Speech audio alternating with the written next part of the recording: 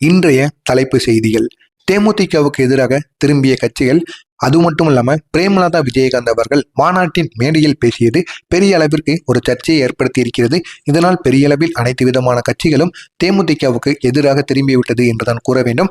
அவர் என்ன கூறியிருக்கிறார் மேடையில், இதனால் என்ன பிரச்சனை உருவாகி இருக்கிறது அப்படிங்கிறத நம்ம காத்திருந்து இந்த ஒரு காணொலியின் மூலம் முழுமைக்கும் காணலாம். ஸ்கிப் பண்ணாம முழுமைக்கும் பாருங்க. அப்பொழுதுதான் நாம் சொல்ல வருகின்ற கருத்து என்னவென்று உங்களுக்கு முழுமையாக புரியும். தமிழக அரசியல் கழகத்தில் தேமுதிக மீண்டும் ஒரு பேசும் பொருளாக கண்டிப்பாக மாறியிருக்கிறது.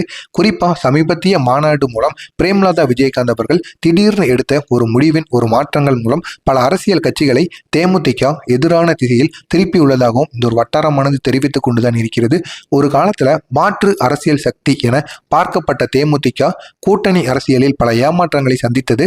அது மட்டும் இல்லாமல் அதிமுக, பாஜக, திமுக என பல்வேறு கட்சிகளுடன் தேமுக இணைந்திருந்தாலும் ஒவ்வொரு முறையும் அந்த கூட்டணியில் தேமுதிக புறக்கணிக்கப்பட்டதாக தொண்டர்கள் உணர்ந்து கொண்டிருக்கிறார்கள்.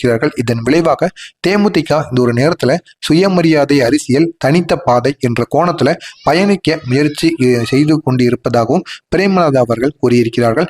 இதன் முக்கியமாக கூறணும் அப்படின்னா, தேமுதிக மீண்டும் ஒரு வாக்கு வங்கி சக்தியாக மாறிடுச்சு அப்படின்னா அது தங்களோட வாக்குகளை பிரித்துவிடும் என்கிற அச்சம் அனைத்து விதமான கட்சிகளுக்கும் எதிர்கட்சிகள் அனைவருக்கும் வந்துவிட்டது. கூட்டணியில் இருந்த காலங்களில் தேமுதிக வைத்த குற்றச்சாட்டுகள் அனைவருக்கும் ஞாபகத்திற்கு வரும்.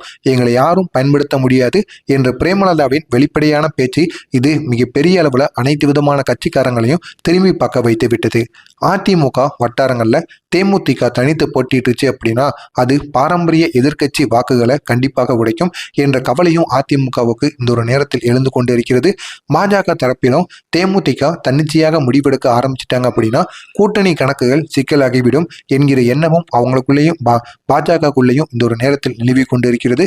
குறிப்பா வடமாநில அரசியல் ஆதரவுடன் தமிழ்நாட்டில் வளர முயறும் ஒரு பாஜகவிற்கு தேமுதிக ஒரு கணிக்க முடியாத ஒரு சக்தியாக கூட, எதிர்ப்பு சக்தியாக கூட இந்த ஒரு நேரத்தில் மாறப்படும்.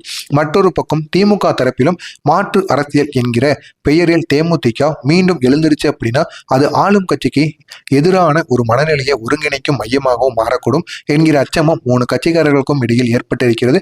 எனவே தேமுதிக கட்சியானது இந்த ஒரு நேரத்தில் எல்லா கட்சியும் எதிர்க்கக்கூடிய ஒரு கட்சியாக அனைவராலும் பார்க்கப்படும்.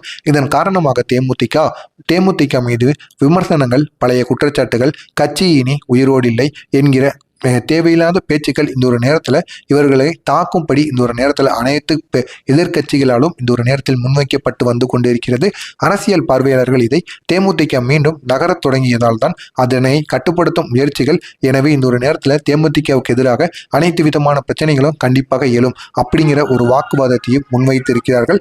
எங்களுக்கு எதிராக பேசும் கட்சிகளின் எண்ணிக்கையே தேமுதிக இன்னும் அரசியல் களத்தில் முக்கியத்துவம் கொண்டது என்பதற்கான சான்று என்கிற மாதிரியும் பிரேமலதா அவர்கள் மேடையில் பேசும் பொழுது இந்த ஒரு வார்த்தையும் கூறியிருக்கிறார். எனவே நாம் காத்திருந்து காணலாம். இந்த மோதல்கள் மூலமாக தேமுதிக மீண்டும் எழுமா அல்லது அப்படியே தான் இருக்குமா, ஏதாவது கூட்டணி கட்சியுடன் இணையுமா அப்படிங்கிறத நம்ம காத்திருந்து காணலாம். உங்களுடைய கருத்து என்ன? தேமுதிக தன்னிச்சையாக செயல்பட்டுச்சுன்னா எப்படி இருக்கும் அப்படிங்கிறத நீங்க கமெண்ட் வாயிலாக கூறுங்கள்.